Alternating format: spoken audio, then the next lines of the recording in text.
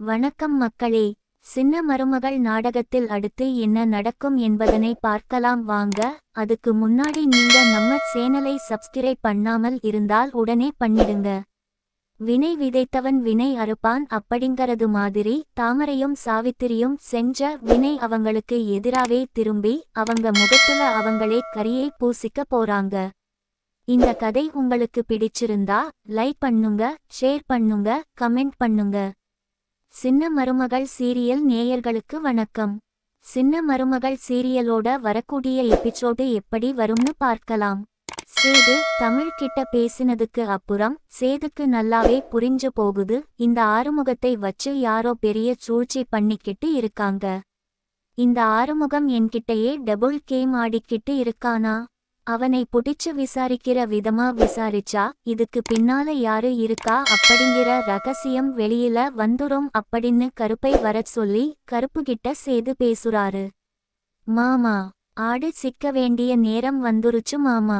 அன்னைக்கு போலீஸ் கிட்ட போன் பண்ணி அப்பாவை மாட்டிவிட்டு 6 மாசம் ஜெயிலுக்கு அனுப்பி வச்சது தமிழ் செல்வி இல்லை மாமா. நம்ம கூடவே இருக்கிற வேற ஒரு துரோகி மாமா. என்ன மாப்பிள்ளை சொல்ற? அப்போ அன்னைக்கு ஸ்டேஷன்ல இருந்து இன்ஸ்பெக்டர் ஆறுமுக நம்பர்ல இருந்துதான் போன் பண்ணி தகவல் சொன்னாங்க. ஒரு பொம்பள பிள்ளை பேசுச்சுன்னு சொன்னாங்களே. அந்த ஆறுமுகத்தை அடிச்சு விசாரிச்சப்ப அவன்தானே இப்படி சொன்னான். தமிழ்ச்செல்விதான் என்கிட்ட போன் வாங்கி போலீஸ் ஸ்டேஷனுக்கு பேசுச்சு. ஆமா மாமா, இன்ஸ்பெக்டர் சொன்னது எல்லாமே கரெக்ட் மாமா. ஆனா அதுக்கப்புறம்தான் மாமா எல்லாமே மாறி நடந்திருக்கு. அந்த திருட்டு பையன் ஆறுமுகம் யாரு கூடையும் கூட்டு சேர்ந்து நம்மகிட்ட தமிழ் செல்விதான் போன் பேசுச்சு அப்படின்னு போய் சொல்லி இருக்கான் மாமா. சேது இப்படி சொன்னதும் கருப்புக்கு ஒரு விஷயம் ஞாபகத்துக்கு வருது. கருப்பு சொல்றாரு, ஏப்பா சேது, ஒரு 2 நாளைக்கு முன்னால உங்க அத்தை சாவித்திரியும் தாமரையும் பேசிக்கிட்டு இருக்கான் இருந்தாங்கப்பா. போன் பண்ணது மட்டும் நம்ம தான் தெரிஞ்சுச்சு, அவ்வளவுதான். அதுக்கப்புறம் அப்படின்னு ஏதோ பேசிக்கிட்டு இருந்தாங்க. நான் கூட விட்டு கேட்டேன். ஆனா உங்க அத்தை சாவித்திரி வந்து ஏதோ கடைக்காரனுக்கு போன் பண்ணோம் அப்படி இப்படின்னு சொல்லி சமாளிச்சுட்டாங்கப்பா. ஒருவேளை தாமரை தான் போன் பண்ணி போலீஸ் ஸ்டேஷனுக்கு தகவல் சொல்லி இருக்குமோ? கருப்பு சொல்லும்போது சேது சொல்றாரு, எனக்கும் அதுதான் மாமா சந்தேகமா இருக்கு. இது மட்டும் உண்மையா இருந்தா நான் அத்தைன்னு கூட பார்க்க மாட்டேன். 2 பேரையும் வெட்டி கண்டு துண்டமாக்கிடுவேன். போனா போகுதே, அத்தை தானே அப்படின்னு உண்டவ வந்த வீட்டுக்கே பச்சை துரோகம் பண்ண நினைக்கிறாங்களா? எங்க அப்பா ஜெயிலுக்கு போகணும்னு எவ்வளவு திட்டம் போட்டு இந்த வேலையை செஞ்சிருக்கா தாமரை. அவ இதை செஞ்சிருக்கான்னு தெரிஞ்சும் எங்க அத்தை மறைச்சு வச்சிருக்காங்க. அப்போ இது எல்லாமே என்னை தாமரைக்கு கட்டி வைக்கணும் அப்படிங்கறது அவங்களோட திட்டம். பாத்தியா மாமா, இதை விடக்கூடாது மாமா. இந்த பச்சை துரோகிகளை கையும் களவுமா புடிச்சு ஊறிய தமிழ் மேலேயும் என் மேலேயும் எந்த தப்புமே இல்லை அப்படின்னு நிரூபிச்சு இதுங்க வேஷத்தை கலைச்சு துரத்தி அடிக்கணும் மாமா. கருப்பு சொல்றாரு, ஆமா மாப்பிள்ள, முதல்ல இந்த 6 புடிச்சு விசாரிக்கணும். ஆனா நம்ம அவன்கிட்ட நேரடியா பேசக்கூடாது மாப்பிள்ள. அப்புறம் அவன் சுதாரிச்சுக்கிட்டு எதையாவது போய் சொல்லிருவான். ஆனா நேத்து கூட பார்த்தியா மாப்பிள்ள, ராத்திரிக்கு வந்தான். கல்யாணத்துக்கு அலங்கார வேலை இருக்கு, இவன்ட்ட ஆர்டர் கொடுத்திருக்காங்களாம். அதுவும் உங்க அத்தை தான் சொல்லுச்சாம். மதுரையில இல்லாத ஆளா இவனை வர வச்சிருக்காங்க. அவன் எதையோ சொல்லி மிரட்டி பணம் வாங்கிட்டு போயிருக்கான்னு நினைக்கிறேன்பா. நம்ம தான் சரியா விசாரிக்கல. அவன் கையில பணம் இருந்திருக்கும் மாப்பிள்ள. உடனே சேது, ஆமா மாமா. ஆனா அவன் அதுக்கப்புறம் அந்த பக்கமே வரலையே. டெக்கரேஷன் வேலை கொடுத்திருந்தா இன்னைக்கு இவன் இங்க வந்திருக்கணுமே. இவனை விடக்கூடாது மாமா. நீ வா மாமா, அவன் வீடு எங்க இருக்குன்னு போய் பார்க்கலாம் அப்படின்னு கருப்பும் சேதுவும் ஆறுமுகத்தோட வீட்டை தேடி போறாங்க.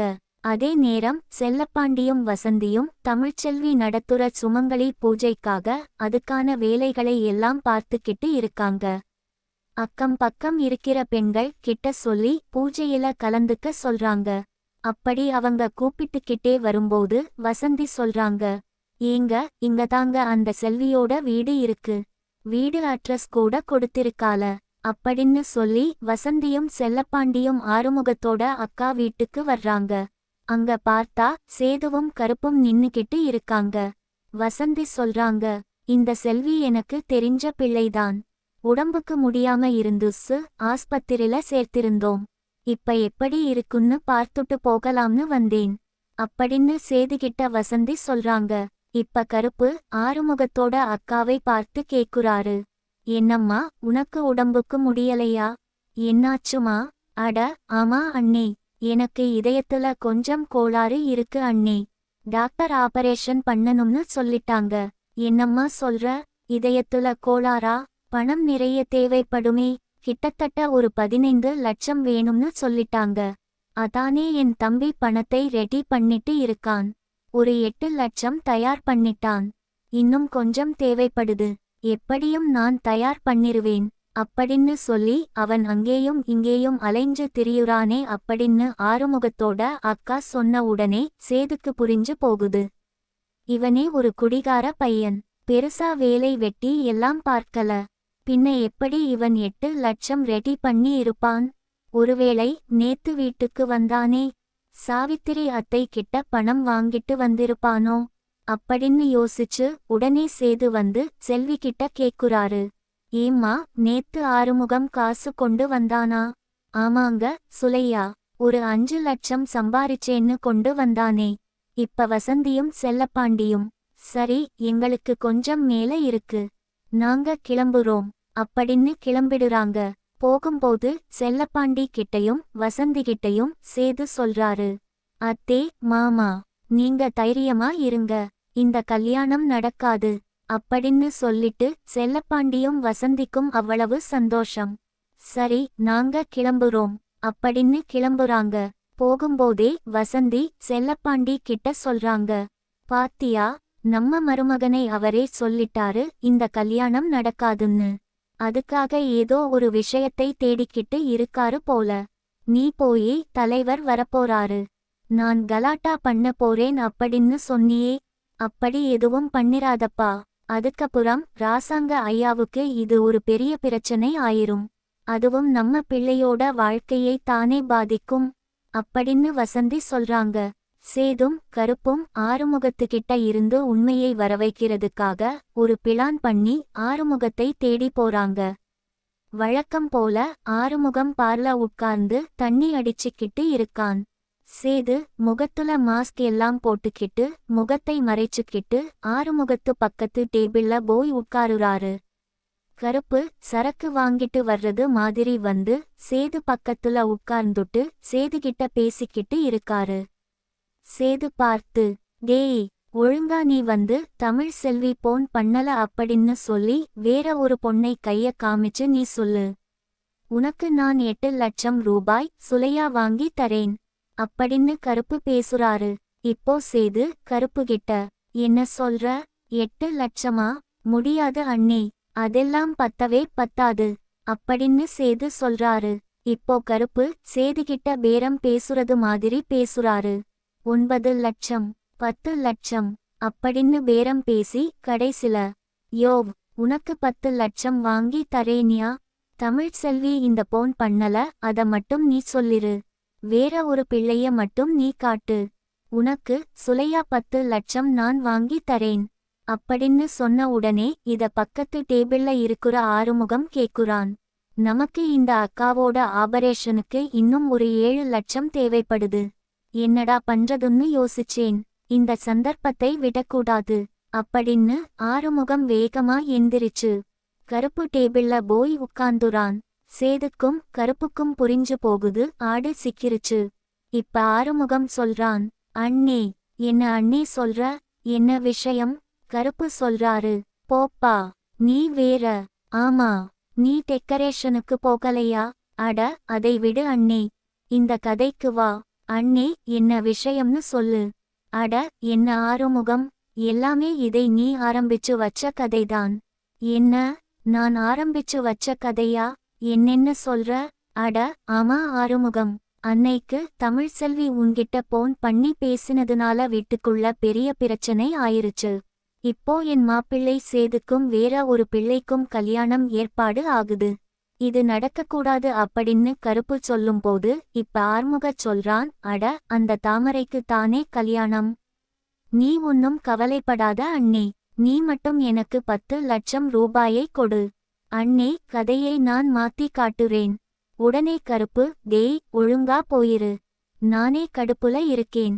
பாவம் என் மாப்பிள்ளை, அவனோட வாழ்க்கையை இப்படி கூட இருக்கிறவங்களே கெடுக்குறாங்களேன்னு. நீ அடி வாங்கிடுவ, ஒழுங்கா போயிடுறா அப்படின்னு ஆறுமுகத்துக்கிட்ட கோவப்படுற மாதிரி பேசுறாரு. உடனே ஆறுமுகம், அட என்ன அண்ணே, அன்னைக்கு நடந்த கதையே வேற. அண்ணே, நான் வந்து உண்மையை சொல்றேனே அப்படின்னு ஆறுமுகம் தானா வந்து வலையில மாட்டுறான். கருப்பு சொல்றாரு, டேய் என்னடா உளர்ற, நீ என்ன உண்மையை சொல்ல போற? நீதானடா அன்னைக்கு சொன்ன தமிழ் செல்வி தான் என்கிட்ட போன் வாங்கி பேசுச்சுன்னு. அட என்ன அண்ணே, அது போய் அண்ணே, அன்னைக்கு நான் சொன்னது எல்லாமே போய். போயா? என்னப்பா அறிமுகம் சொல்ற குழப்புறியேப்பா. அண்ணே, பணம் 10 செய், நீ மட்டும் இந்த 10 லட்சத்தை எனக்கு கொடுக்கிறேன்னு சொல்லு, நான் என்ன வேணும்னாலும் சொல்லுவேன். என்னடா சொல்ற? அப்படின்னா உன்கிட்ட தமிழ் செல்வி போன் வாங்கி பேசலையா? அட ஆமா அண்ணே, அதுதான் உண்மை. அந்த பிள்ளை என்கிட்ட போன் வாங்கி பேசல. அன்னைக்கு வேற ஒரு பிள்ளை என்கிட்ட போன் வாங்கி போலீஸ் ஸ்டேஷனுக்கு போன் போட்டுச்சு அண்ணே. ஆனா தமிழ் செல்வி பேரச் சொல்லச் சொல்லித்தான் எனக்கு 5 லட்சம் ரூபாய் கொடுத்தாங்களே அப்படின்னு ஆறுமுகம் வாய் உளர்றான். சேதுக்கு கோவம் தலைக்கு மேல ஏறுது. கைய முறுக்கிக்கிட்டு இருக்காரு. கருப்பு வந்து சேதுவோட கைய தட்டி குடுத்துக்கிட்டு, சும்மா இருப்பா கொஞ்ச நேரம் அப்படிங்கிற மாதிரி சொல்லிட்டு இப்ப ஆறுமுகம் சொல்றான், நீ இப்ப 10 லட்சம் கொடு. யார் போன் பண்ணது அப்படின்னு நான் சொல்றேன். டேய் யாருடா போன் பண்ணது? நீ முதல்ல சொல்றா, அதுக்கப்புறம் நான் உனக்கு பணம் தர்றேன் அப்படின்னு கருப்பு சொன்ன உடனே ஆறுமுகம் சொல்றாரு, எல்லாமே இந்த தாமரை தானே. தாமரைதான் என்கிட்ட போனை வாங்கி பேசுச்சு. இந்த விஷயம் அவங்க அம்மா சாவித்திரிக்கும் தெரியும். அவங்கதான் இந்த விஷயத்தை மறைக்கிறதுக்காக எனக்கு ஏற்கனவே பணம் கொடுத்தாங்க. தமிழ் செல்வி பேரையும் சொல்லச் சொன்னாங்க. அவங்க தங்க முட்டையிடுற வாத்து. நேத்து கூட உங்க வீட்டுக்கு வந்தேனே, அப்ப கூட மறுபடியும் அவங்கள மிரட்டி ஒரு 5 லட்சம் வாங்கிட்டு போனேன்ல அப்படின்னு ஆறுமுகம் உளர்றான். உடனே கருப்பு, டேய் குடிகார பையலே, சும்மா உளராதடா. அந்த சாவித்திரி அம்மா சேதுவோட அத்தை. அவங்க எதுக்காகடா இந்த வேலையே பண்ணணும்? நீ சும்மா போய் சொல்லாத. உடனே ஆறுமுகம், சத்தியமா அண்ணே, அவங்கதானே எனக்கு காசு கொடுத்து இந்த வேலையை செய்ய சொன்னது. நான் எப்படிடா நம்புறது? சாட்சி இருக்காடா உன்கிட்ட? அட இருக்குன்னே, இந்த ஆறுமுகம் வேலையில கரெக்டா இருப்பே அண்ணே. அன்னைக்கு அந்த தாமரை இதுக்காக எனக்கு நகை கூட கொடுத்துச்சே. அது மட்டுமில்லண்ணே, எத்தனை தடவை போன் பண்ணி பேசி இருக்கு தெரியுமா? எல்லா லிஸ்டையும் நான் வச்சிருக்கேன். இவங்க பெரிய கிரிமினல் வேலை பண்றவங்க. நாளைக்கு அவங்க மாட்டிக்கிட்டாங்கன்னா அப்புறம் என்னை காப்பாத்துவாங்களா? என்னைய மாட்டி விட்டுட்டு அவங்க தப்பிச்சிருவாங்க இல்ல? அதுதான் நான் எல்லாத்தையுமே சாட்சியா வச்சிருக்கேன்ல. அப்படி அவங்க மட்டும் என்னைய மாட்டி விடுற மாதிரி திரும்புனாங்கன்னா அவ்வளவுதான், நான் அவங்களை மாட்டி விட்டுருவேன்ல. அதுதான் எல்லாமே ரெடியா வச்சிருக்கேன். பரம்பரை நகையாம். 2 நகை கொடுத்திருக்கு தாமரை எனக்கு. எனக்கு தனியா. அதுக்கப்புறம் அவங்க அம்மா வேற நகை பணம்னு நிறைய கொடுத்திருக்காங்க அண்ணே அப்படின்னு ஆறுமுகம் வளர்றான். சேது முகத்துல இருக்கிற மாஸ்கை கழட்டி ஆறுமுகத்தை 4 சாத்து சாத்தி ஆறுமுகம் சட்டையை பிடிச்ச இழுத்துட்டு போறாங்க. போகும்போது சேதுவும் கருப்பும் ஆறுமுகத்துக்கிட்ட இருக்கிற எல்லா சாட்சிகளையும் எடுத்துக்கிட்டு வீட்டுக்கு போய் ராசாங்கத்துக்கிட்ட உண்மை எல்லாத்தையுமே சொல்றாங்க. ராசாங்கம் கோவத்துல கொந்தளிக்கிறாரு. இந்த சூழ்நிலையில சாவித்திரி கல்யாண மணமேடைக்கு தாமரை அலங்காரம் பண்ணி கூட்டிட்டு வந்துடுறாங்க. சாவித்திரி சொல்றாங்க, என்னென்ன மசன்னு நின்னுக்கிட்டு இருக்கு? ஏய் சேது, என்னப்பா நீ இன்னும் ரெடி ஆகலையா? நல்ல நேரம் முடிய போகுது அப்படின்னு சாவித்திரி சொல்லும்போது ராசாங்கம் சாவித்திரி கன்னத்துல ஓங்கி ஒரு அறை விடுறாரு. ஓரத்துல போய் விழுகுறாங்க. எல்லாருமே அதிர்ச்சியாகி என்ன ஆச்சு ன்னு பாக்குறாங்க. ஈஸ்வரி வேகமா ஓடி வந்து, என்ன மாமா இப்படி அடிச்சு புட்டீங்க? ராசாங்கம் உஷ்ணு ஈஸ்வரியை தள்ளிப்போக சொல்லிட்டு, ஏ சாவித்திரி நாயே, உனக்கு என்ன நெஞ்சழு தெரிந்திருந்தா இப்படி ஒரு கேவலமான வேலையே பண்ணிருப்ப. நீ பண்ண காரியத்துக்கு உன்னை வெட்டி கொன்னா கூட எனக்கு கோவம் தீராது. அப்படின்னு வேகமா வீட்டுக்குள்ள போய் அந்த பெரிய வீச்சர்வாளை எடுத்துக்கிட்டு ராசாங்கம் கோபத்தோட வெளியில வராரு. இந்த கதை உங்களுக்கு பிடிச்சிருந்தா லைக் பண்ணுங்க, ஷேர் பண்ணுங்க, கமெண்ட் பண்ணுங்க, சப்ஸ்கிரைப் பண்ணுங்க.